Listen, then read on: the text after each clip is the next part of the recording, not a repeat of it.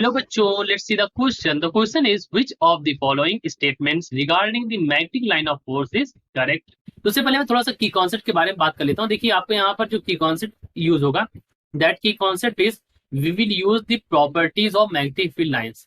तो हमें यहाँ पर मैग्नेटिक फील्ड लाइंस की प्रॉपर्टीज के बारे में पता होना चाहिए.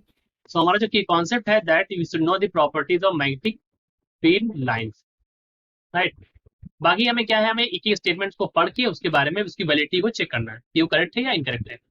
तो अगर आप पहला स्टेटमेंट पढ़े तो उन्होंने कहा total magnetic flux linked with the close surface is always zero, right. So first statement के बारे में बात कर लेते हैं. तो पहले स्टेटमेंट ने कहा है, देखिए तो मैग्नेटिक फ्लक्स टोटल जीरो होता है. तो इसके बारे में मैं बता देता हूँ. देखिए जो number of magnetic field lines जो इंटर करती हैं, the number of magnetic field lines entering the close surface, ठीक है.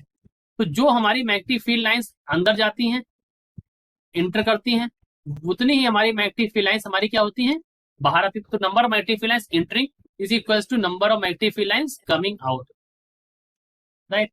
तो in short I have written this कि जितनी number of magnetic field lines अंदर जाती है उतनी ही बाहर आती हैं.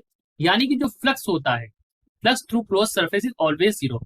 तो हमारा जो फ्लक्स होता है, तो फ्लक्स इज ऑलवेज जीरो. तो जो फ्लक्स होता है that is always equals to zero. Therefore पहला वाला स्टेटमेंट जो है हमारा ये सही है, यानी कि हम इसको बोल देंगे करेक्ट. अब हम बात करते हैं सेकेंड वाले स्टेटमेंट के बारे में. सेकेंड में कहा है कि they need not to be perpendicular. यहाँ पर लिखा है परपेंडिकुलर नहीं होते from the surface where they start और वेयर दे मीट. तो देखिए दूसरा स्टेटमेंट इन्होंने कहा है कि परपेंडिकुलर नहीं होती है. So let me also tell you, एक प्रॉपर्टी ये भी होती है, जो मैग्नेटिक फील्ड लाइंस होती हैं आपकी, they are always perpendicular to surface.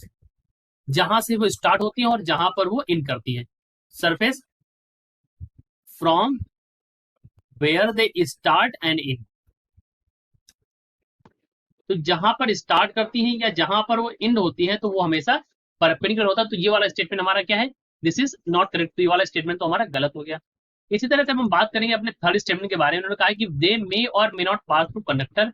तो थर्ड वाला स्टेटमेंट भी हमारा इनकरेक्ट है, बिकॉज जो मैग्नेटिक फील्ड लाइंस होती है, ये एक प्रॉपर्टी ये भी है कि जो मैग्नेटिक फील्ड लाइंस होती है they always pass through conductor.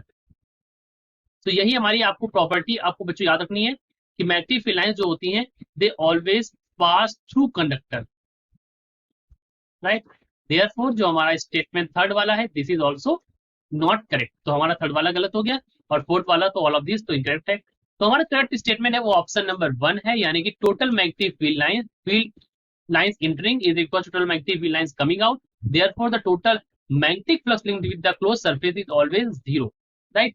सो हमने तीनों प्रॉपर्टीज के बारे में बात कर ली कि मैग्नेटिक फील्ड लाइंस हमेशा परपेंडिकुलर होती है, मैग्नेटिक फील्ड लाइंस हमेशा कंडक्टर के अंदर से आती है, यानी they always pass two conductors. तो हमारा तीनों की कॉन्सेप्ट और आपको यहाँ पर ये ध्यान रखना है.